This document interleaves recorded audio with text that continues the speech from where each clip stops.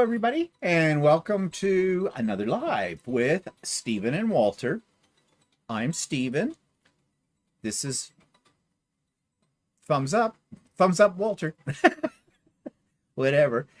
With that, so I see lots of people have been joining us right off the bat, and I'm just checking my monitor. Yep, everything's working fine. That is good. Well, today this one's going to be a lot of information, and you did see in the title I put could be boring. I'll try not to make it boring, but it is Canadian history, and I'll warn you right now. Oh God. How much Canadian history did you ever take? Well, I took grade 9 and then I dropped out because I was bored with it. What year did we become a country? 67? Actually, technically 64. Oh. But 67, it took them 3 years in That's Britain. right. But we'll be talking about that. Who were the first people in Canada? What do you mean first people? Who were the first people to settle in Canada? British? No. French? No. I didn't know that. Well, I don't remember that. Indigenous? Oh, well, no. Actually, there was people before the Indigenous. Do you know No, who they I are? was thinking, yeah. Okay. They were they from Norway or Yeah, called Vikings. Yeah. Yeah. Okay. See, this is why it's important not only for Americans, but for Canadians to have some Canadian history. So, but we'll talk about that more in a bit. But we got other things to talk about too. But first of all, let's just hi to everybody that's been here.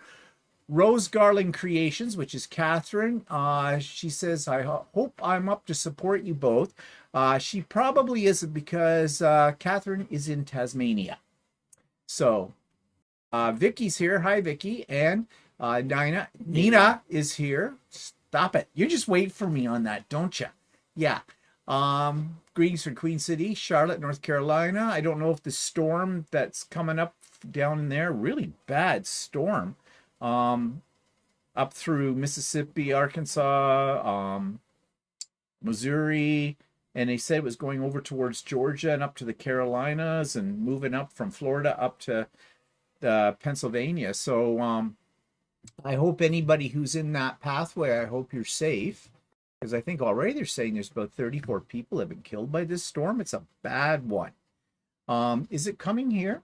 Well, we're getting remnants of it, and it looks like a lot of it is still passing south of us, but just south of us. So, so we'll probably get a little residue. But I think we're getting rain right now from it. So hopefully, well, we don't usually have it as bad as what they have down there when it comes to like tornadoes. Tornadoes are something that we've had them, but they're very rare, and I hope to continue to be very, very rare. So let's see. Oh, Russ says, good evening, Stephen and Walter. I'm intentionally not firsties today. I think there's a story to be told there, Russ. What's the story? And Candace is here. Hi, Candace. I'd like to say that, you're not a Benedict Arnold, but you and Russ did miss the pop-up sew day a week ago because you were shopping. But then I heard that you two enabled each other, so I guess we'll excuse it. You were quilt shopping, so yeah, I know how that is. Barb is here. Hi, Barb and Gloria and Suzanne and Vicky. I think I said hello to Vicky already. She's looking forward to hearing more about Canada, about the history. It won't be boring, she says. Okay, love it. Jeannie's here. Hi, Jeannie. Faith is here. Grant. Joanne G is here. Karen B is here. Arta Burns from San Diego is here. I'm at my grandson's baseball game. Aren't you supposed to be cheering him on and watching and not just watching us? Maybe I think we should feel special. We're at a baseball game. Dubrovka is here. Sherry Cook is here. Denise is here. Karen Lyles here from Southwest Washington. And she's looking forward to the next Canadian lesson as well. Where did it go? Something bounced. Holy crap. Where did everything go? Oh, yeah. Charlotte is here. And Pamela. And Sue. Good, Sue. I was a little worried about you, Sue. as you know, because I sent you the email, because that horrible storm went through your end of the woods. But I'm glad that to hear that you were safe and sound. Branka is here. Daphne is here. Judy is here. Alice is here. Mona is here. Glenna is here. Marcia is here. Marcia. How did it be said? Oh, what's Russ say? I managed to survive the storm, though a wasp's home landed in my backyard. Oh, okay. Oh, I didn't realize it had gotten to you already too, Russ. Well, I'm glad you're safe. Gloria says, we had a bad thunderstorm about an hour ago. Teresa's here. Hi, Teresa. Well, everybody's coming in, and Vivian is here as well. So if I've missed anybody, I'm sorry, but I'll pick up anybody else that's coming in as we go on. But first of all, before we get into the crux of today, let us take a look at what I have been working on. Now I'm going to talk about these things in much more detail come Idiot Quilter this week. This is the Steampunk Clutch. And if you saw us on So Chatty on Friday, we did talk a little bit about this hell of a bag. There was a lot of things, and we went over those things then, so I'm not going to do that now. But yeah, this was not an easy project, but I managed to persevere and get through with it. In fact, I said I was never going to do another one, so what did I do? I did another one. I did a butterfly one. Now, I took what I learned from that first one and applied it to this one, and it was okay. I do have a couple of little minor boo-boos, which I don't think are terribly, don't be pulling it out, terribly visible. That wasn't the fault of the pattern. That was my fault. Well, not completely my fault, but again, this is something I will go over on Idiot Quilter this week. So I have two of these clutches. One of them is going to the steampunk one to my niece, because she's the one that plays Dungeons and Dragons and she's into that kind of thing. And the other one I think is going to go to my nephew's girlfriend, if she's still in the picture. I don't know. I haven't heard anything different from that in a while. But we're planning that we'll probably, not sure, going to my sister's for Easter. She hasn't invited us. She hasn't, well, it's still early with it. Well, I'm not having them here.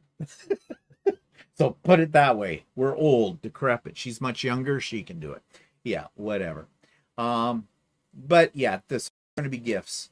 But I will talk about them next week on the Idiot Quilter in a little bit more detail. So, Walter, what have you been working on? I'm still trying to finish that other bag. I've got one more panel to go. Ooh, then you have to sew it all together. Yeah. You have to make handles. Have you made handles yet? No, not yet. And all that kind of stuff. And again, if you saw Stephen, or if you saw So Chatty the other day, you'll know that Walter was a little behind his homework. Bad boy. But we will show his final version of the quilted patchwork bag that we've been doing as a series. Hopefully at the next Friday. That will be there. We're also going to have a bag show next Friday. You do with that what you will. Okay, we're going to show you our bags. We have made a lot of bags over time, and some of them we still own and whatnot, but we're going to talk about those and sort of do a little mini trunk show kind of a thing with the various ones we've made over the last few years. And they're all kind of different styles and things like that. Some may include some bags by Annie that we've done. One bag that I made that was Adam So's design as well. So yeah, we've got lots to talk about. So who's else has popped in here while I was blabbing on? We've got Heather from Ottawa. Thank you, Candace and Gloria. Kathy's here. Colleen is here. Hi, Colleen. And Denise White is here. We've been having a snowy weekend, another 30 centimeters. Oh, Denise, I forget, where are you from? Our snow is just about gone. It's been raining the last couple of days. And it's warm. It's 15 degrees Celsius, which is about 60 Fahrenheit. Yeah. Barb says she's not sure if she wants to see our bags. Oh, Barb, you wicked girl, you.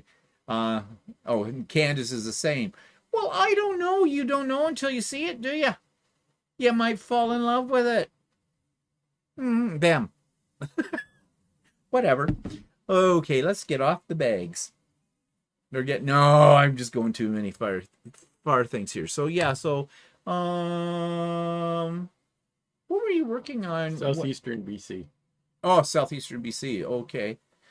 Geez, BC snow 30 centimeters. Wow, we don't. Well, in the last few years, though, BC has been getting snow. Yeah. And the ironic part is my brother lives there. When they moved there, how many years ago that's been now? 20? Almost probably 20 years ago. They were laughing at us going, we're going to BC. We'll have daffodils in February. Yeah. How do you feel about that now? But anyways, Mary's here. She's got a bad migraine, so just lurking today. Okay, Mary, sorry to hear that you've got a migraine. Probably likely, depending on where you are, has to do with the bad weather. I know a lot of people that have migraines get migraines because of the barometric pressure. And actually, I've been feeling that all day too. I mean, I don't get migraines, but I've got this. It's one of those things, it's borderline headache, but not quite a full-fledged headache. And I don't get headaches very often, but I do get affected by barometric pressure sometimes. So that's what I'm putting it up to. Either that or I'm just losing my brain. Gail is here. Gail says the bag videos were entertaining. Okay. Yeah, she lives in 1,300 meters in the Rockies. Okay, well. Okay, if you're up higher, then. Yeah, you'll have snow. Yeah, you'll have snow and bears and wolves and all kinds of things that'll want to eat you in those places. Come to Canada, get eaten. Yeah. All right. So some announcements. Sewing with Stephanie and Stephen. There will not be a Sewing with Stephanie and Stephen this coming Wednesday because we are off to east of us, about an hour and a half east of us, to a town called Brighton, because I am giving a presentation at a quilt guild, and I'm a little nervous about that. Apparently, I asked them how many people, and I think I said this before. They said, I was thinking maybe 25, 30. They said no, 70 to 80. Okay, I mean, I'm not nervous about getting up in front of large groups of people. I did it for my life, like before. That's no big deal. It's the technology, manipulating my technology. So I was testing out a few things today. I'm about as ready as I can be for that aspect of it. So hope all goes well with that. Now, advance notice, spring retreat, April 26th. Nothing else about it yet is out, and it won't be for another couple of weeks. But I'm just repeat that all the time, just so you know, because people get busy, right? And you like to plan things. Now, here's a plug for Russ of Quilt Meets World. Russ is having a sewing shenanigans next Sunday. So you may want to, if you're not on his mailing list, he will probably have it next week posted on his vlog, the link for it. So it's always fun. So come out, support Russ, and catch up on some of your sewing next Sunday. I'll be there. Although maybe I'll go shopping. Maybe Walter and I'll go quilt shopping and won't be able to go. We can't. Most stores aren't open months. So. Yes, I know that. In fact, I don't know of any quilt stores around here that are open on Sunday. No. But anyways, yeah, I'll be there. Okay. Anything else? Oh, a pop-up sew day for me, since Russ got his dibs in real quick on next weekend, although I wasn't thinking next weekend. I'm debating between the first Saturday in April or the last Saturday in March. Not sure yet. Walter doesn't have his own sew day. Yeah, my own sew day is the second Saturday in April. I know. Well, okay. I'm aware. All right. So I don't know. Not that you ever show up anyways to my pop-up sew days. Yeah. I'm going to join it eventually. Yeah, I never do. So, yeah. But anyways, stay tuned for any announcements about that. Okay, now let's see who just came in while I was blabbing on. Mary's here, the other Mary. We have a couple of Marys here. So hello and welcome. Okay, so now we're going to get a little bit more serious. Okay, before we get into history. I received an email. Actually, it was a message in the comments section of one of the videos last week. Actually, I think it was on after my vlog. If you saw the vlog, you know that I did say point blank, and I don't apologize for it, that Trumpers are not welcome here. Okay? And I don't need to go into any explanation for that because you know why. All right? And fine. So this individual who's been a subscriber for a while, and I'm not going to name her, but she decided she'd write me this. At first, it's kind of a passive-aggressive, actually, it's almost very complimentary email or message, and then it gets bizarre. And I thought it was worth sharing with everybody because I think you need to know how some people in the States, and I know who those people are, obviously none of you that are on here in the chat, for sure, but we know who I'm talking about, who feel it's their duty to attack Canadians. Now, you do know, and I know you all know this, so I'm preaching to the choir here, that none of the things that's happening to us because of your great pumpkin that's out there are our fault. He's bullying us, to say the least. And I know a lot of you don't agree with that at all. And you have said so, and you have sent words of support to me, and we really appreciate that, very much so.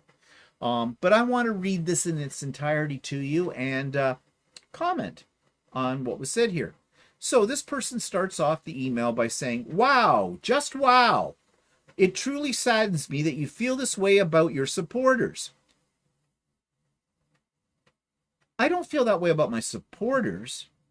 I feel that way about the ones who are a-holes. There's a difference between a supporter and an a-hole. I have watched you faithfully, contributed to your content, made your patterns, attended your sew days and retreats. I woke each morning to watch your channel. You were one of my happy places, an escape from daily stresses. You and Walter made me smile. Yes, you have every right to run your channel as you see fit. Thank you. I didn't need her permission for this, but thank you for the support. But it hurts my heart you feel so strongly about this. Yeah. If you had another foreign country trying to take over your country who says horrible things about your prime minister and other parts of our country and the whole bit, yeah, you'd feel strongly about it too. I dare say if I got up on a pedestal and started threatening Americans, like as if I could, but if I was in a position of power, you mean to tell me people wouldn't be upset with that? I think so. So obviously right off the bat, we know this person does not have a real grasp of reality here. Okay? You would vent about the current it would, oh, wait, back it up. But it hurts my heart to feel so strongly about this. I prayed each day that it would run its course. You don't need to pray for us. Didn't ask for your prayers. Don't want your prayers. Stick your prayers. You would vent about the current, would run its course. You would vent about the current situation, and then you would leave politics out of it and continue as usual with your other content. Yeah, obviously the praying didn't make it go away, did it? No, it didn't. And leave politics. Don't tell me what I can do and what I can't do on the channel. I've said that before. Don't be so bloody arrogant and think you're in control of me. But yet it has continued. Yes, it has. And then the ultimatum was issued today. Oh, I issued an ultimatum. Ooh, ultimatums are usually issued by people that have a lot of power and a lot of control of other people. I don't believe I'm in that situation. But it was an ultimatum to her. By making my original comment above, I had really hoped that you would pause, reconsider, and maybe realize sometimes taking such a hard hate stance and statement possibly made in the heat of the moment was not worth the love or loss of some members of your audience. First of all, it's not a hate stance, it's a reality. Who started the fight? It certainly wasn't us or me in here. I simply made a statement. The statement was, if you're a Trumper, you're not welcome on my channel. Bye-bye. There it is. I mean, I don't know how any clearer I could make something like that. And it wasn't done in the heat of the moment. This is not a temporary thing right now. This is a truly weird situation, and it's also a very real threat. So here's where it gets really interesting. However, you chose to stand firm, which is your right, as is my right to support my president as he exposes the astonishing monetary waste, corruption, and other unbelievable issues and crimes the previous administration left behind in my country. Okay, where is she getting her information? Well, we know she believes the lies. She believes the fake news. She believes all the other Trumpers out there who are spinning falsehoods. So that tells you what level of intelligence she exists at. Not high. Didn't you even watch his speech the other night? Why would I watch a president of another country's hour-and-a-half speech to his country? Why? I don't even watch the one that comes from my own prime minister if it went on for an hour and a half and was filled with falsehoods. Although a huge deal to you, in my opinion, and probably a lot of others, the whole Canadian issue is very small in comparison and way lower on the agenda. Whose agenda? Well, obviously Trump's. It's not even low on his agenda. He keeps threatening all the time. 51st state, governor of Canada, all this stuff. Like, that is insult. That is an insult to her, to us. I'm really unsure of what exactly you're afraid of. War. Becoming American. Becoming Americans. Over our dead bodies. Yeah. The economic situation he's plunging both our countries into right now. What he's doing to the world as well. Like I said, she needs to have a reality check. Him trying to make Canada a state like that would or could actually happen in the next 4 years? No, over our dead bodies. But we don't need to be being threatened with this all the time. You have not really elaborated.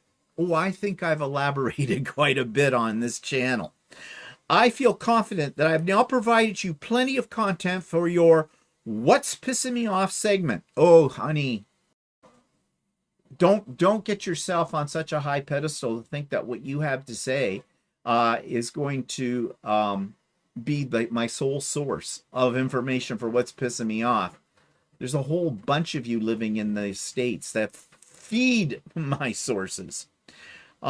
Just know I don't hold grudges nor make demands on my friends. Passive aggressive to say the least.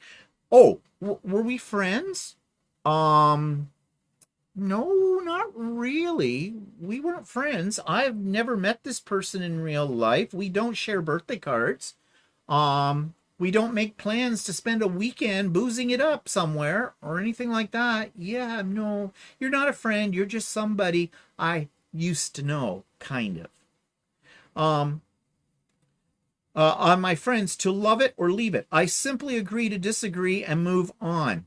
Doesn't sound to me like you're moving on. That is the way it should always be. I will truly miss watching you each day and wish you and Walter all the success and happiness in the world. Well, I would take from that last line she was subscribing, but that doesn't really matter because I've already unsubscribed her. I've blocked her. I removed her from my mailing list. She is dead to me. Yeah, she's just somebody I used to know. Well, didn't even know her, really. Okay, so I thought I'd share that with you because that is kind of the stuff that I have been getting. And I am sure I'm not the only Canadian content creator on YouTube that's been getting hate mail. If you watch YouTube on a regular basis, and who doesn't, if you are someone who decides that you're going to watch content outside of your own country, you will notice a lot of content put up by Canadians that say a lot of the same things that I say and have and are probably better at it than I am in many ways. There's a lot of them out there. There's everything from parody music videos to kind of make us laugh, but it's kind of dark humor, to, you know, people pulling apart the things that are being told to Americans that are outright lies, and some reality checks and the whole bit. I mean, this is one here. She needs a reality check because she's not living in the real world. And she is showing her ignorance and stupidity. Lack of knowledge and stupidity. So I thought I'd share that with you. That's all I'm going to say about her. She is dead to me. So let's back it up here. Joanne says he's a putz. Yeah, that's mild. He's more than that. Hi, Joy. Ingrid. Hi, Ingrid. Hi, Elaine. Karen says couldn't agree with you more. Glenn is here. Yep. Glenn says I live here and refuse to listen to his speech and BS. Exactly. We shouldn't give him the time of the day. But the thing is, just when you think you've heard it all, then you turn on something and he's got something else nobody in their right mind would ever believe would happen. It's like a really bad novel in many ways. Denise says our livelihoods are threatened, our sovereignty, our pensions, our health care. Yep. Marcia says, I'm so sorry and would like to apologize for the mega idiot stare. Most Americans love Canada. And you know, Marcia, we realize that. We do. It's a horrible situation. Unfortunately, this is one time where the minority is the loudest, and they've managed to put somebody like him and others in power, which is really sad. I mean, history repeats itself. And there is a really good example of what's going on right now that comes back many, many years ago. It was called the fall of the Roman Empire. And there are so many parallels between that, if you study history, and what's happening right now with the United States. How'd that work out for the Romans? Just saying.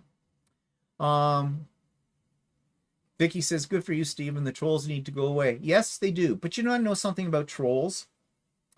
Besides them living under bridges and being 3 feet high and fat and ugly. How do you know they're fat? Hello, troll. Never mind. Because on all the pictures I've seen of trolls, they're fat. Anyways, they're just ugly. But yes, the trolls will not go away. There'll always be trolls. We had trolls before any of this even started. I mean, you'd make the slightest different comment about something, and next thing you know, you've got somebody writing a nasty message to you. So really, I think trolls come from a very unhappy people who are not very happy about their own lives and the situation they find themselves in, and they don't have a lot of control, and so they lash out. And this medium, okay, allows them to lash out even more so because we can't see them, and they can be very anonymous. If it was a different situation where we were face to face, would those same people, would this one I read the email to, actually have the guts to walk up to me and say all those same things? Probably not. They hide behind a screen. Okay, so yeah, trolls will be always here. They'll be like cockroaches. When the earth is obliterated, they will rise up from the ashes and build bridges and live under them. Yeah. Karen says, as an American, I'm embarrassed. I find the situation unbelievable and hope we can find our way out of it. Yes, Karen, so do we.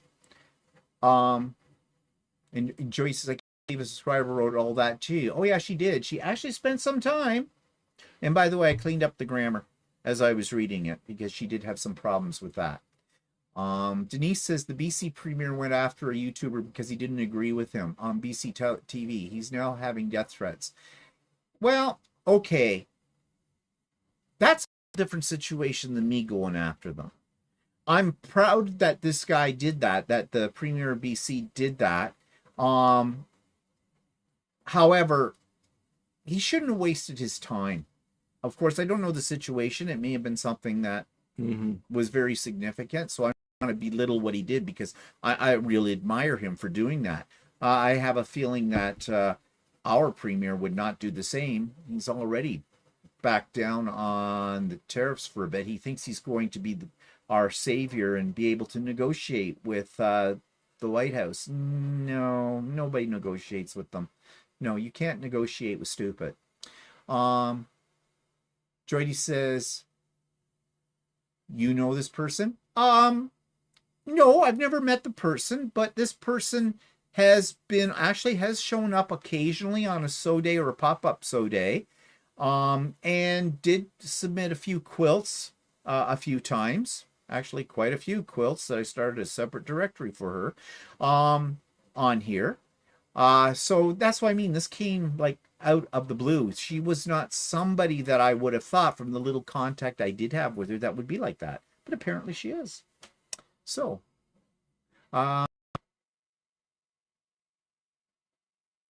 Sherry says, it's a nightmare. It is very sad that is in power. He is in power. Okay, yeah. It boggles my mind the troll thinks it's her place to educate everyone else instead of looking in the mirror. Yeah, exactly. Yeah, Karen, exactly what I was saying. People find it easy to hide behind a keyboard. So anyways, I don't want to go on with this particular one. I just want to give that to you. It was a very blatant example of what I have gotten before. Only hers is probably the worst. You know, usually you get ones that are one sentence. I voted for Trump. I think he's doing a wonderful job. I'm unsubscribing. And I go, bye-bye. I wish I had an emoticon or something on there that's a little GIF or something. It shows me going, bye-bye. Andy just says another example of why I prefer horses and dogs to people. Yeah, I agree with you too, Andy. Okay, so that takes me to our next segment in FYI Canada. And today we're going to talk a little bit about Canadian history. Now, by no means is this exhaustive and detailed, and it's a very simplified version of it.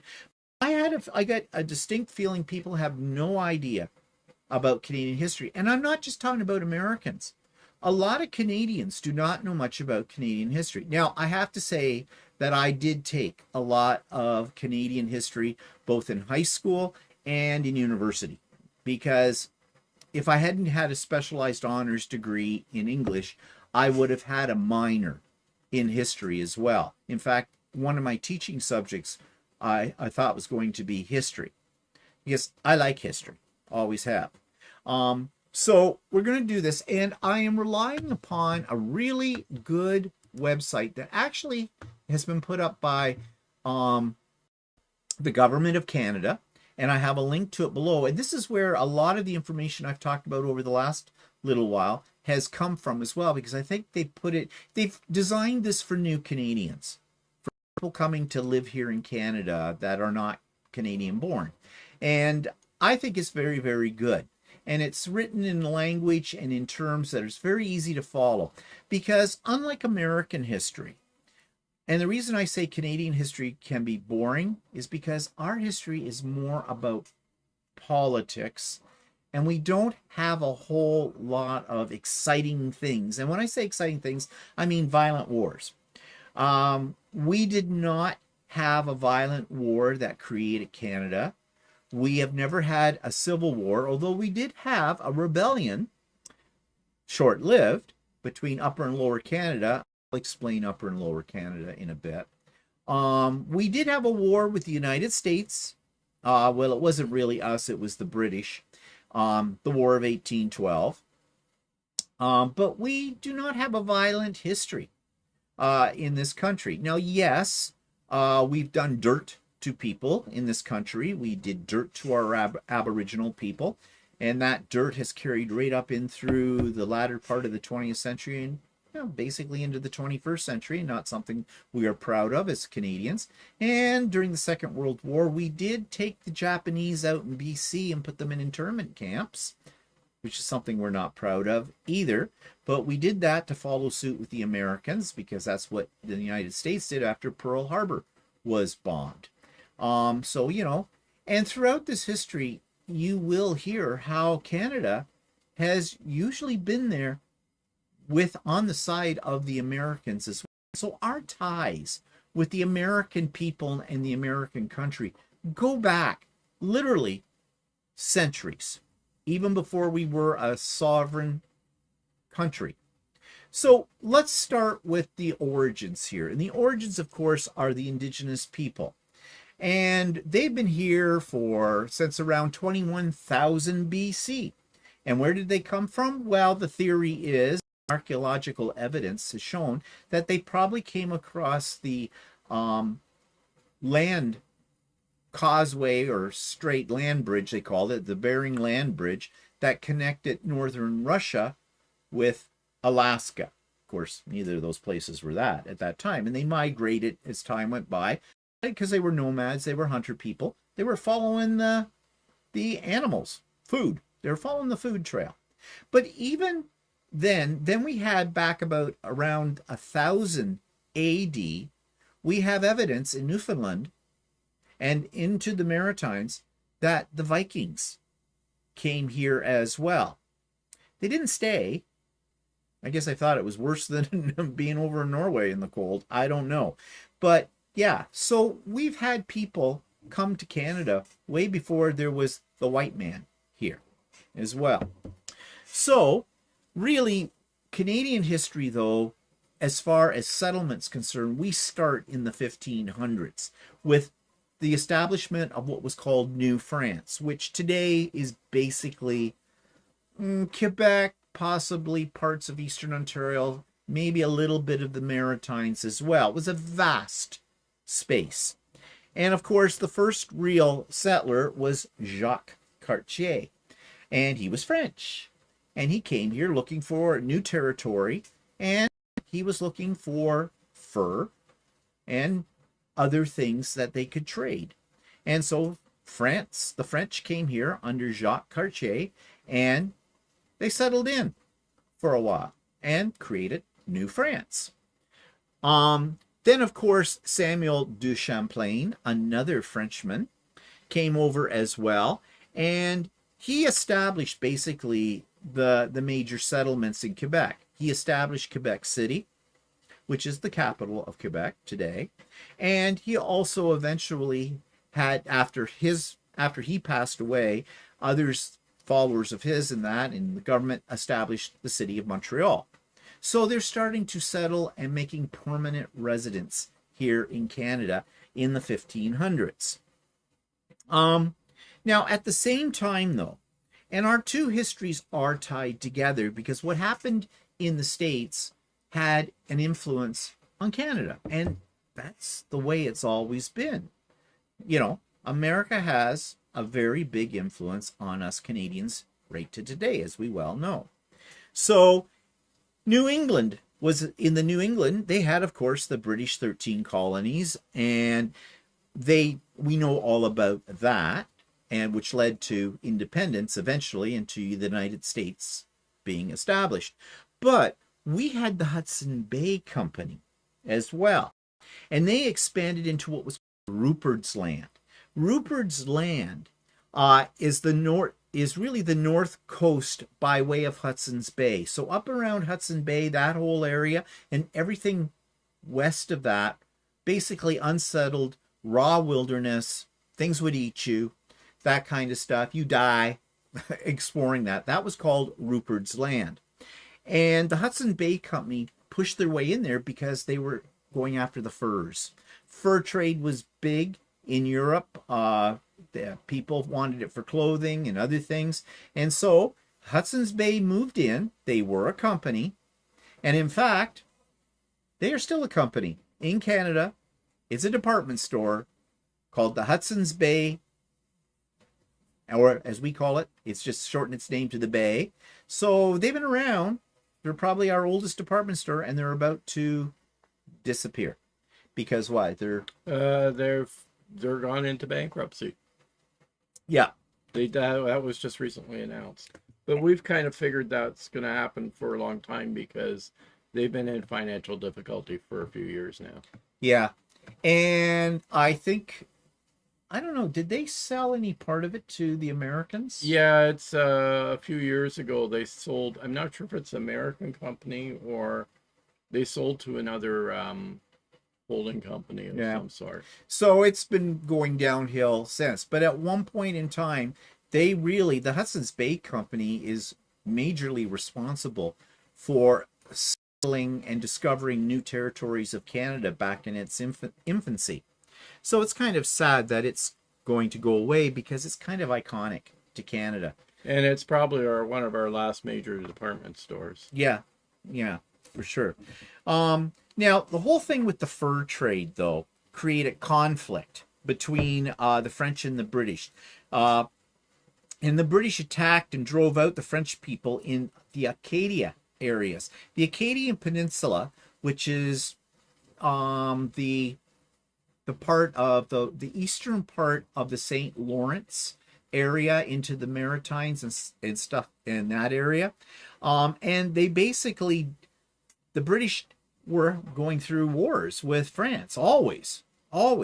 So they were trying to get a stronghold over the French here in Canada. So they literally attacked and they drove the French people out from the Acadian Peninsula and they drove them to Louisiana. And many of them went to Louisiana to settle. And that's where we have the Acadian influence in the United States. This is where they came from. And then, of course, we had the 7 Years' War going on in Europe. And again, that's between the British and the French, but it trickled over into the New France, British territories, and everything like that. They actually called it the Northern Front of the Battle of the 7 Years' War. And they were trying to control North America. So you have to picture it. The British were losing their control of the Americas, obviously, after the War of Independence in 1776, but they still owned a great big piece of what is Canada, and they were trying to hang on to that. And the French, they felt, were a threat to them with that. So there was a battle, and this was the definitive battle. And if you go to Quebec City, you can actually see it. It's just a field off from the Citadel, the fort that's there. And it is called the Plains of Abraham. And all school kids learn about the Plains of Abraham. Do you remember it? Yes. So. Yeah.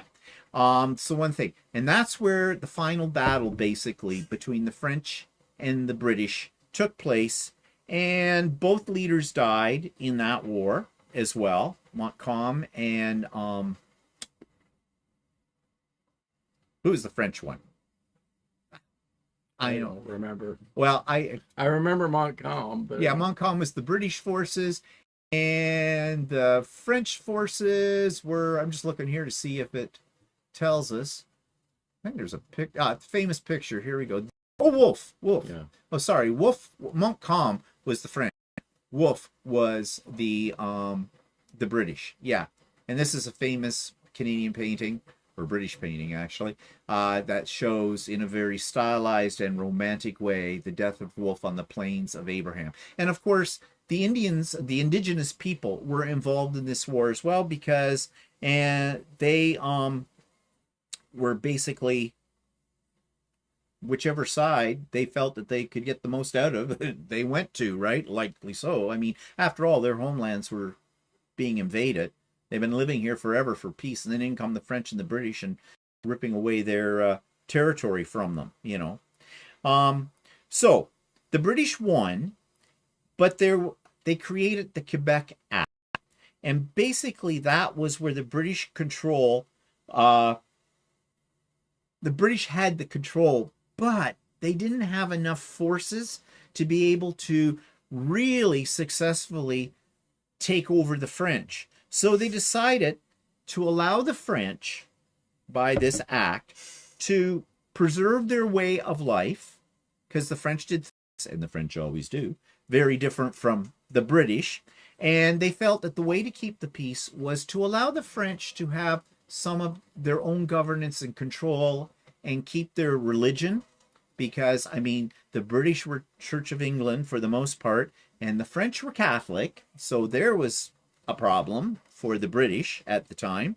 And so they allowed them to basically said, okay, you guys can keep your farming system, which was this, what do they call it? Sort of a feudal system. The senior,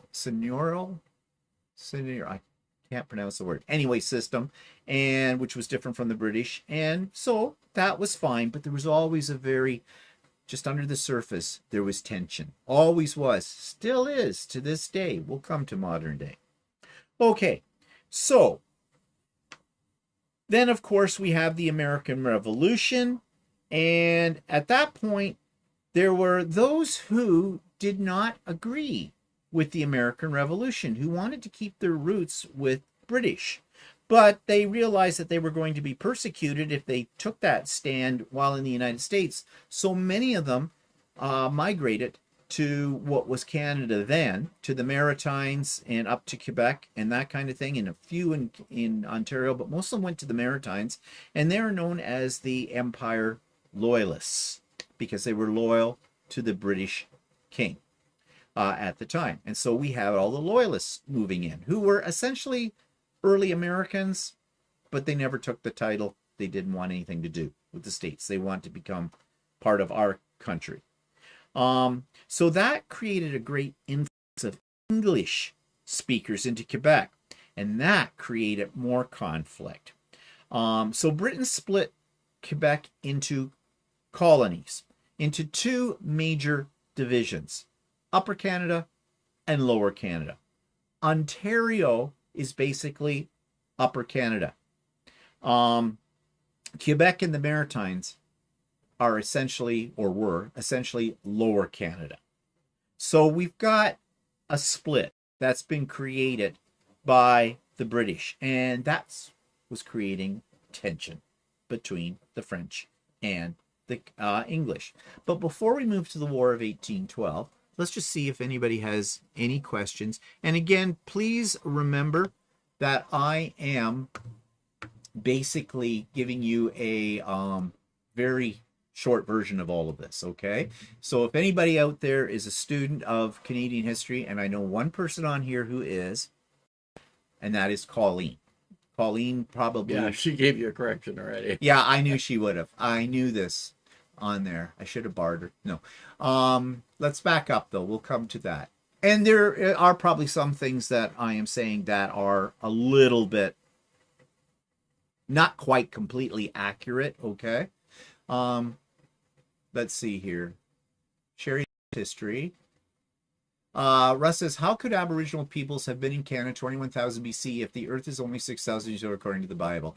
Yeah, right, Russ. You shit disturber you. Charlotte says, my late husband's grandparents were all from Canada, and I'm really enjoying your history lessons. Thank you so much for all you do. Oh, thank you, Charlotte. Karen says, do you or Walter speak French? Not fluently. We do know probably a little bit of French, but not very much. You know, like Le Hamburger. We can probably, if we go to Quebec and we get something that's written in French, we can probably make out the gist of it. We took it in high school because we had to.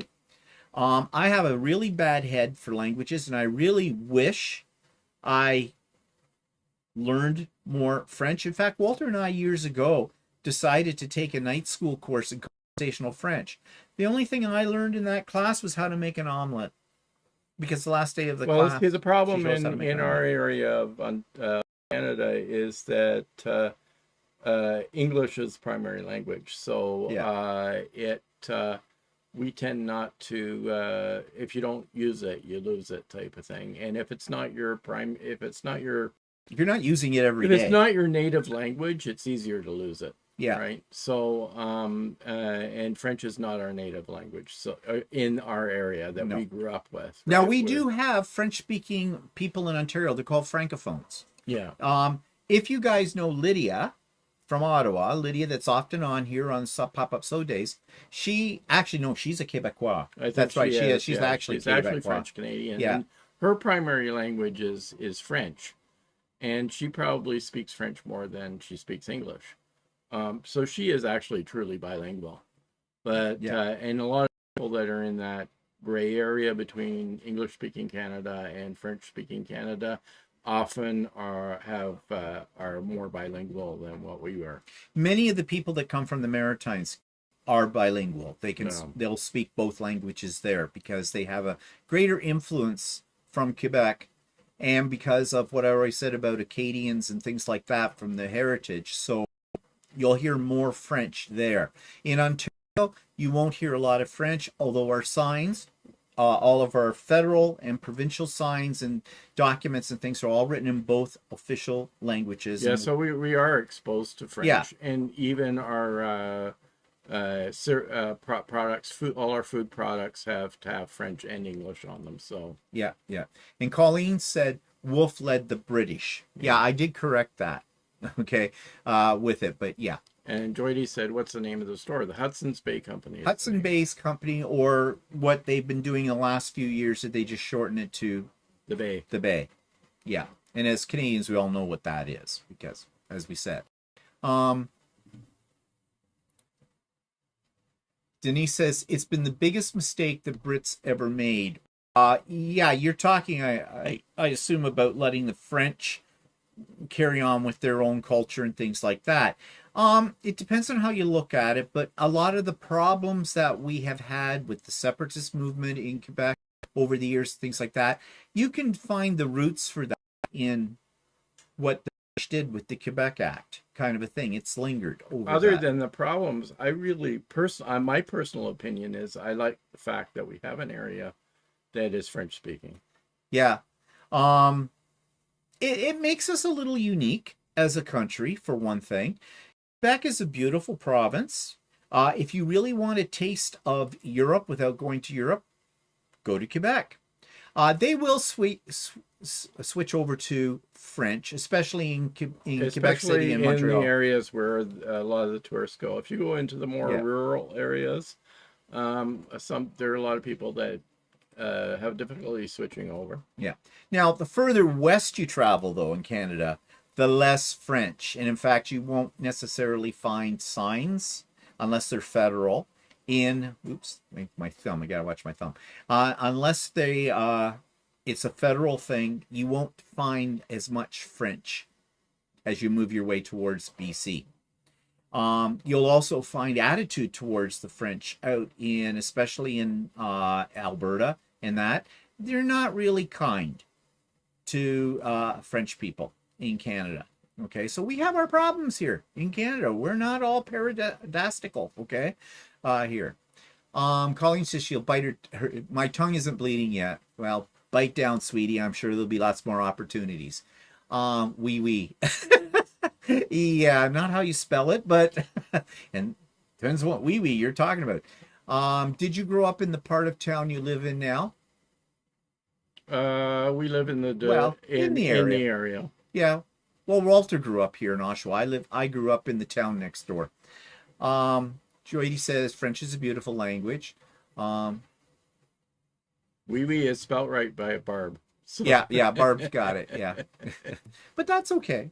You know, can't be expected to know that. I don't know how you spell wee in American. Oh, yes I do. Pisshead. Yeah, that's it. Yeah. Okay. So, anyways, that now takes us to an exciting time in Canadian history, and that time is, let me get it up here, the war with the Americans. Oops. I don't want to hit that. Yeah. The War of 1812. Now, this is kind of interesting because I like to tell you, you've heard me say this before, I like to say that we beat you.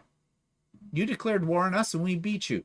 Well, you didn't really declare war on Canadians. You declared war on the British because this was, what, a couple of decades after the American Revolution, and the United States was on pretty shaky ground as trying to become a country, trying to create laws, a government, all that kind of stuff.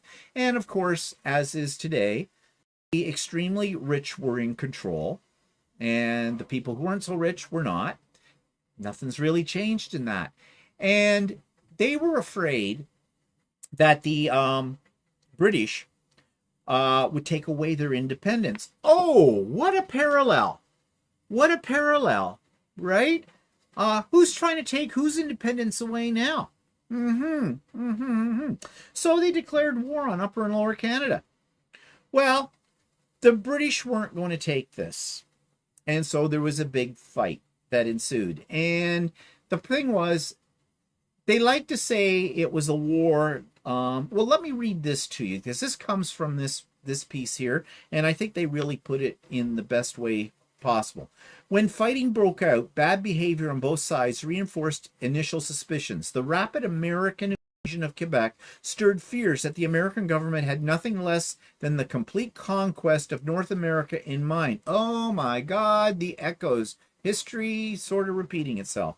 While the corresponding British invasion of Washington, D.C., heightened fears that America's hard-won independence was in danger of being lost. Despite 2 years of heavy fighting, by 1814 it was clear no one was getting any closer to victory, and a ceasefire was called. The peacemaking Treaty of Ghent did little beyond restore the pre-war status quo, with neither side gaining any territory. As historians like to call it, it was the war nobody won. No, we won. We may have been British. We won. We burned down the parliament or the government. Yeah. It did, however, rennet lips. It did, however, herald the start of a new era of peace between Britain and the United States and the end of territorial threats to Canada. In 2024, Canada did celebrate 200 years of peaceful relations between Canada and the United States, one of the longest eras of peace between two neighboring countries anywhere on Earth. Or it was. Those words are very ironic in 2025, aren't they? It's sad to say the least. But yeah, that was the last time we had a war with the United States. Now, again, we still were not Canada. We were only colonies of the British monarchy of Britain. We were Upper and Lower Canada. So we were not yet a full-fledged country, but nevertheless, that happened. Okay, so I mentioned Upper and Lower Canada and that there was some problems. They thought with the Quebec Act that the British were saying, okay, French, you do your thing, we'll do our thing, but we'll still govern you. We're still in control, but we're not going to put a lot of onus on you to do exactly what we say. Well, just honor us, understand that we're in control. You guys go along your merry little way. Yeah, that wasn't going to happen. Okay, so in 1838 and up a few years, there was we had the Act of Union, which created the United Province of Canada, supposedly the Upper and the Lower, with its own parliamentary system of government. Of course, it was based on the British system. That's why we are not a republic like the Americans. We are a parliamentary system because, of course, Britain at the time still had great control over us. But this wasn't very good for the French. And when something isn't good for the French in this country, and it said, the French let you know, they don't take any shit, okay? Around, and it's been a problem for the rest of Canada for many, many years, and it's still an ongoing problem. So in 1867 we formed the Dominion of Canada, but before that the major provinces, well, they were coming to be called that, were Ontario, Quebec, Nova Scotia, and New Brunswick. And they had a little meeting of all of their important people. And in 1864, actually, and that's when they decided we should become our own country. So they had to apply for that with the British government, and it took the British government 3 years to say, okay, be your own country, sort of, and you'll be known as the Dominion of Canada. Now, they reserved certain things that that control Canada. For example, that's why we now have a king still have a king, because one of those stipulations was that for anything to be passed as a law in Canada or any other major political things, they needed the approval of the British Parliament and, of course, ultimately the signature of the king. Because you have to remember, and that's a story for another day with British history, they had a constitutional monarchy by that time. So the king or the queen, either one, the royalty became figureheads. Really, the power lay in Parliament. But that Parliament still had a certain amount of control over us. So we had one of the principal people in the Confederation of Canada in 1867 was Sir John A. Macdonald. He became our first prime minister. He is our George Washington, okay, to put it in American terms. He was an expansionist. What that meant was he wanted to make Canada bigger than just those 4 provinces. But the only way he could possibly get BC on the other end of the continent to join was to promise them that they would be tied to the economics of the rest of Canada by way of a railroad. So Macdonald undertook to have the CPA, the CPR, not the CPA, that's a totally different thing. CPR, the Canadian Pacific Railway, built, and he did it. And it wasn't easy because he had to lay track from what was then considered Canada, upper, lower Canada, and the maritime provinces, all the way out to BC. Okay, it's kind of like the distance between New York City to LA. All right, so in the 1800s, that was not an easy job. Okay, but he did it. He did it. And that brought in the unification of the provinces and the territories. We have 3 territories. At that time, we only had one, the Northwest Territories. Then a piece of that became the Yukon. And then in modern times, northern part of Quebec, which is a territory. Nobody really lives there except Indigenous people, and they don't want it. And that became none of it. And as you've heard me say before, the joke is we'll have none of it because no one wants to live there. That's for sure. So that's how Canada was formed. 9 provinces, 2 territories then. Another territory to join later in modern times or be created. But there's 1 province still not there. Yes, for those of you that caught it, Colleen, bite your tongue. I know there are 10 provinces. All Canadians know that. But there's 1 little province that was not part of Confederation or the expansion to British Columbia. And we'll come to that in a moment. So this created a growth economically in Canada, growth of cities and industries, and that brought immigrants from all over Europe, and they started to settle most of the areas of Canada. Now, we are a vast land mass, as you know from the geography that we talked about, but we're only 40 million people. We have plenty of room for more people, and Canada, in different periods of time, have really capitalized on that idea. Unfortunately, what happens is, and you can't really blame them, immigrants all want to go to the cities. They really don't want to be roughing it out with the moose and the bear. In those areas. So a lot of Canada is still wilderness, crown land, as we call it, which is an old term. It's owned by the government of Canada, not by the monarchy in modern day. So World War I comes, and this is when Canada started to be really seen by the world as its own sovereign identity. Up to this point in time, Canada was just it's cold, it's out there, no one wants to go there, no one wants to live there, it's an itty-bitty little place, even though it's huge on a map, kind of a deal. But with World War One, this brought pressure for independence from Britain because we did a lot in World War One. We lost over 3,000 people at Vimy Ridge.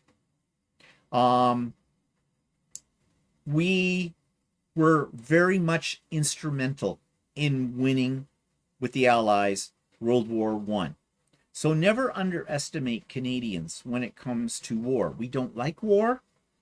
We're not warmongers. We don't put a lot of money that maybe other countries, i.e. the States, put into their military. We do not rely on the Americans. We offer our services to the Americans when in times of war that we support. More about that in a second. But we did well. We did well. And so that gave us the chance to lobby Britain for complete independence from Britain. And that created the Statue of Westminster, which allowed us, Canada, to make our own laws, because up to this point, we could make the laws. They were more like suggestions, and we had to have approval from the British. And the Britain decided, too, at that time, to form the Commonwealth, which you probably have heard of. And we were one of the last, not the absolute last, but we were one of the last of the countries that were under the British Empire to go for their complete independence. Australia had already done it. Other places in the world had as well. So the British were finally seeing that maybe the idea of an empire is kind of Victorian. Let's get over that. Created the Commonwealth, and we became completely independent of Britain. Although we retained a few symbolic powers, like the royalty. Like before a law is passed, it goes to the Governor General of Canada, who's the representative of the King or Queen of Britain, and it's just a signature. And we still do that, but it has absolutely no influence whatsoever, and we need to cut completely, in my opinion, those strings. It's interesting to say to people, yes, we have a king, but we really don't. I mean, they actually have no influence on us whatsoever. So World War II happened, as we all know. We entered the World War II as a separate country in that case. In World War I, we were under the British forces. We are now our own separate country. And again, we proved ourselves in that war. We liberated Holland. Holland still sends us all kinds of tulips and thanks. We have so many bloody tulips. We probably have more than Holland does. Come to Ottawa in the spring when the tulips are out. It is beautiful. And there are millions of them. And basically the world started to see us as a country, as a separate sovereign country. Now, after the war, as it did around the world, there was a post-war boom in economics, and we had our complete independence. That's when Newfoundland decided to join us. 1949, Newfoundland became our 10th province, and we welcome them, because without Newfoundland, we're not complete. Prior to that, they were under Britain. They were under British rule to a point, but they were also almost a separate identity as well. But they are a small little island nation at that time, and yeah, it made sense for them to come into Canada. We did not conquer them. However, there was not a war. We didn't go over there and force them to become part of Canada. It was all done politically. They kind of approached us and said, maybe it wouldn't be so bad, because we feel kind of lonely. We're out here in the Atlantic Ocean and, and nobody seems to like us or want us. So how about you guys? So they did. I'm oversimplifying. I know, Colleen, I'm oversimplifying. I realize that. Okay, so then, of course, other things happened. We got a new flag. Before that, we were under the flag of Britain. It was called the Union Jack. And I don't know if they have a picture of it here. I'm a little behind on this thing, popping it up here. Yeah, I can read. Thank you very much for the help. Here we go. Economic growth. Laurier, didn't talk about him. There's a lot of prime ministers I didn't talk about because, well, they're boring. Our independence, depression. We went through the depression like everybody else. Um, then we had the post-war boom, and that's when we created our flag. And yeah, they don't have a picture of the Union Jack, I guess. But the Union Jack was the British flag. We adopted the maple leaf as our flag, as it is today, with the two red bars. How many points on the maple leaf on the flag? There are 11. 1 point for each province, 1 point for all the territories. They maybe should update that, put 13 points, but 13 is an unlucky number, so probably won't go with that one. But that's our flag. And it was controversial in its day. Oh, there was a whole lot of fighting going on in Parliament about whether or not which design we should adopt. And you can go on the internet and do a search for, the development of the Canadian flag and see all kinds of really bizarre looking things that people thought we should have. But we settled on simplicity. 2 colors, red and white. The bars represent from coast to coast. We actually now don't say Canada from coast to coast. We say Canada from coast to coast to coast because we include the Arctic Sea as well. Our country touches it as well. So maybe they need to put another bar underneath it. I don't know. It looks stupid. Bar on top. Bar on top. Yeah, bar on top. So that's the symbolism of our flag. Okay, so we joined NATO. And now I know there's a lot of controversy about NATO and about we're not giving enough money to it and whatnot. Yeah, why? We don't like to put that much money into the military and other things militaristic because we like to put the money into our people, into, making sure people have a place to live, have food to eat. We're not doing a good job of that. We have our problems with homelessness, all that kind of stuff, but it would be an even greater problem. You have to remember, true economics, 40 million people as compared to the United States that has what, 335 or more million, or 330, yeah, some million people, a lot more money there, okay, for wasting on the military. We were in the Korean War. We were right alongside the U.S. We supported the U.S. during the Cold War. Well, we kind of had to. But the one war we did not support was Vietnam. We did not believe that was something that we needed to be involved in, and a lot of Americans at the time didn't feel they should be involved in either, and we got an influx of Americans coming to Canada, draft dodgers. But we've been there throughout history, at least since the end of the War of 1812. We've been fighting right alongside and supporting the United States. So it's unfair what Trump is saying about our support of them, of you, if you're American. Now, we've had our own internal conflicts. We have, as I said, the ongoing conflict with Quebec. It isn't a war.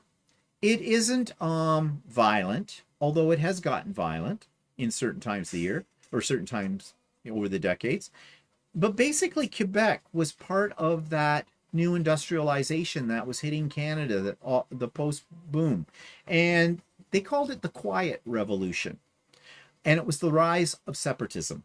And separatism is something we do not like to hear in this country. Every now and then, the Quebecers, the separatists, not all Quebecers are separatists, supporters of separatism, raises its ugly head. They threaten a referendum, and the last referendum they had, they lost again. People did not want to separate from Canada. But it always comes up. It always comes up. It's ongoing. And then, of course, we've had the FLQ, which I'm not sure if the FLQ still exists. You don't hear about it anymore. I think it's been dismantled. But it was a very violent organization who actually murdered some key diplomats, politicians in Quebec, and threatened violent bomb threats and things like that back in the 70s. And they're called the FLQ, Front de Liberation du Quebec, is what it stands for. So, given all of this, one thing we didn't have in Canada, we had the Papers of Confederation that made us a country, that governed, that created our parliamentary government system and things like that. But we did not have a constitution as people know it. Americans have always had a constitution which spells out their rights as citizens. We didn't have something like that. But in 1982, we had the Constitution Act. That was created, though, out of the violence, out of the conflict with Quebec. It protected the uniqueness of Quebec and it for them. It was a way of appeasing them, to make them feel special. And Quebec, they are special. And I'm saying that somewhat facetiously, sarcastically with it. But it also created something even more important, I think, the Charter of Freedom, of Rights and Freedoms. And it declared Canada officially a bilingual country. Ironically, Quebec didn't sign it and never have. They've never signed the Constitution Act. I guess they're keeping their options open, whatever those are. And that is when Britain finally gave up its last of its control of Canada. Britain has no influence on us whatsoever beyond symbolic traditionalism, because we still have people who love the monarchy in our country, that kind of thing. But they have no control over us in any shape, size, or form. The Charter of Rights in Canada is a very important document because it protected Quebec as a kind of a separate culture, but it also protected minority groups, the LGBT community, a whole lot of other things, because people racism and stuff. Yeah. Like that. We have laws to protect people from hate speech. It spells it all out. We never had that before. And there are people who will debate whether we ever really needed it, because Canada, basically all those things we already kind of had, but they were not formalized. They now are. So there are laws. There are courts to protect an individual's human rights, which is a good thing. So when 9/11 happened, we were there. And you all know the story of all the airplanes being diverted that day to Gander, Newfoundland. And the Newfoundlanders were more than generous. They opened their arms, their homes, their wallets, everything to stranded Americans from those flights, because we didn't know what was going to happen. And we joined the Americans without a second thought on the fight against terrorism. And we have been there ever since as well. So the bottom line of all of this right now and how it relates to what we're going through today is, although our history is different to that of the US, we have managed to get along for years and have always been an ally both domestically and internationally to the Americans. And to that bitch who wrote that email that I started off with today, we do not deserve this treatment. We have been your best friends for more than 100 years, for over 200 years after the War of 1812. We have been there and we have supported you. And this is the treatment we get. So, yeah, why do you think Canadians are upset? This is why. This is why. And this is why I thought it was important that to give you this very brief, although it may not seem brief, history lesson about Canada. Yes, I left things out. I butchered some of the facts and things, all of that. Colleen will be sending me an extensive email about all the things I should have said or that I didn't get quite right in that. But yeah, we'd be here for weeks. And it wasn't supposed to be a course. It was supposed to be the Idiot Quilter's Brief Guide to Canadian History. Let's put it that way. So let's move over here because let's see if how much of this Colleen has corrected with me. Sharon says, hi, gentlemen, just found your page. Seems Janome machines are not the topic today. Just my luck fighting with 15,000 and the war was not my fault. Yep, and you're welcome here, Sharon. And on lives, we don't deal as much with quilting and sewing. But if you go to the Idiot Quilter part of my channel, you will. And since you've got a 15,000, you're fighting with it, and I sympathize with you greatly. I have a playlist dedicated to the 15,000 back from a few years ago when that was my first embroidery machine and all the hell I went through. So you might want to look at that playlist on my channel for that. Joy says, does your king rule your side of Canadian and the French side, or do they have their own king? No. The king is tied into both the French and the rest of Canada, the English-speaking Canada, but he has no power. He is just somebody from tradition. If he comes over here, we wine and dine him and then send him on his merry way back home. And he knows that. Okay. Now, the French, they're not so favorable. You're not going to find a lot of monarchists in Quebec because of history, right? I mean, think of the French Revolution. Okay, they kind of got rid of the monarchy, off with their head, let them eat cake, which would be difficult if you didn't have a head. All that kind of stuff. So, yeah. But they have no influence on us. In fact, just as a side note, when Prince Harry and his American wife decided to move to Canada after they gave up their royal duties, they expected Canada, when they went to BC, to pay for their security and all that kind of stuff. We said no. We did it for a little while, and then we said, no, bye-bye. That's why they're living in the States now. Sorry about that. They're your problem now.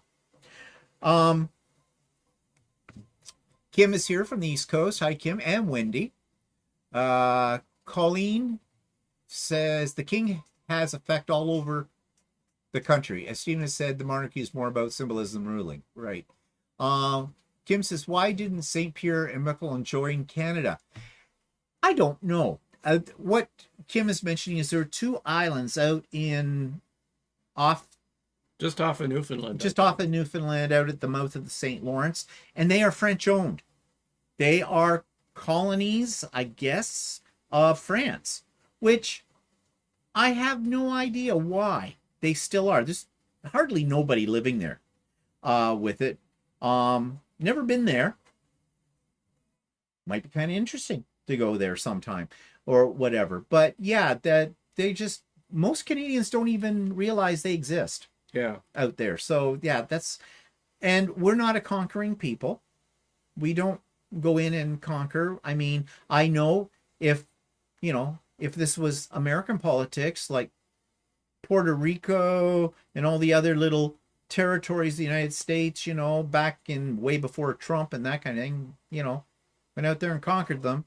Something called Manifest Destiny, the Monroe Doctrine, and all that kind of stuff in American history. We're not like that. They want to live on an island out there. They want to be controlled by French. Totally up to them. That's why so if you want a quick trip to France, go to those islands. Yeah. Let's see. Barb says René Lévesque. Yeah, let's not talk about him. Because I don't know enough about René Lévesque. I know who he was and everything like that, but yeah. That's a whole different. I mean, Quebec history is very different from the rest of Canada. That's like courses upon courses in itself. Dan is here. Oh, thank you, Colleen. You hit the right highlights. Well done. Colleen is definitely a history person. So yeah, that is high praise, and I'm not being sarcastic there about that.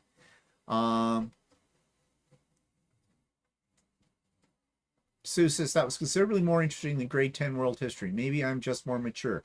Yeah, I understand from our so days that Americans get a little bit of world history, but I don't think it includes Canada much. Or, well, then there was Canada, and that was it. Yeah.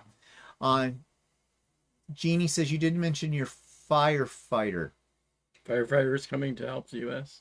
Oh, yeah, we've done that too. We've done lots of things to help out the U.S. When there's been a struggle in the U.S., when there's been a natural disaster, whatever, Canada is there. We just don't boast about it.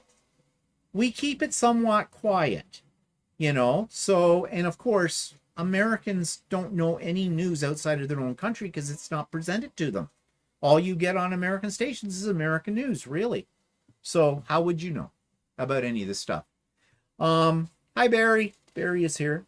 So just to finish up today and move away from history, 3 comments that came through that I think are worth mentioning here. First one's a question. Karen Robertson asked, question, are all gay people on the left?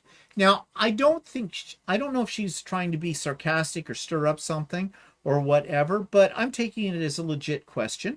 And so she's saying that all gay people are very liberal, small l, you know, to the left of politics. I can't speak for all gay people, but I would say a vast majority of the LGBT community tends to be, and it's easy to understand why. The conservative right don't like us and do everything they possibly can to undermine the rights we have, especially in the States. In Canada, because we have the Charter of Rights and Freedoms, they can't get very far with that. But yes, we are liberals. We are left-leaning individuals. And yeah, and part of it is because of all the rights movements over the years and stuff like that, that the Conservative Party or our right party tries to undermine our rights. Our rights. I mean, every now and then the Conservative Party tries to reopen the whole same-sex marriage act that's here. They're not going to get away with it, but you know, but they try. I don't know why we're such a threat to them, but we're not getting into that conversation. I mean, there are right wing. We have right-leaning people that are LGBTQ as well. That sort of there in the States. There are gay Republicans. Yes, and that's what Built Meets World too. Yeah, there's some fairly high-profile ones too that are very closeted. So, I swear, Russ is trying to write his own dictionary. Republigays. Or are you just too lazy to hit the space bar? Aren't they called log cabin gays or something? Yeah, something. I don't know. Whatever. But we're not getting into that discussion. So to answer Karen's question, yes, Virginia, many gay people are on the left. Yeah. Now, Carol Sows wrote, your Canada lessons on Sundays are great. I was in the U.S. in school during the 60s and 70s. Our history and civics lessons focused on the U.S. and our own state's history. When we learned world cultures in 10th grade, it was basically European history during the World War I and World War II. Geography consisted of learning to name the countries on outline maps. I learned so much more when I homeschooled one of my sons from 6th grade through graduation because I was in charge of our curriculum. The willful ignorance of too many Americans is very scary. Plus, it has already come to the point where people are afraid to protest because of the threat of martial law and having the military sent into American streets. That's what too many people are hoping for. And that's scary. And I get what Carol is saying here too. And that may be one of the reasons why more Americans don't hit the streets and speak out against this government because of that. And that's a very scary situation. And then Sharon Spencer wrote, lots of Americans are upset also, especially those of us who didn't vote for him. Some of us who are border states to our wonderful neighbors to the north know of your provinces.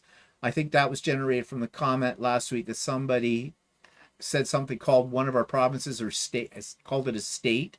And I correct them, says we don't have states, we have provinces. I once met a person, this Sharon says, a person from the South, and they didn't even know that we look alike, have different nationalities, skin colors, and speak different languages, etc. I couldn't believe them. Well, Yeah, that's weird. Very weird. So anyways, I thought I'd share those with you because I found them interesting as well. Okay, so that's the end of the history lesson. Next week, speaking of what came out of some of these comments here, especially the one who talked about learning more things about the world when you started to do homeschooling and that. So we're going to talk about the education system here in Canada because it is very different from what it is in the United States. And I'm even going to leave you with this little thing. It's a lot better.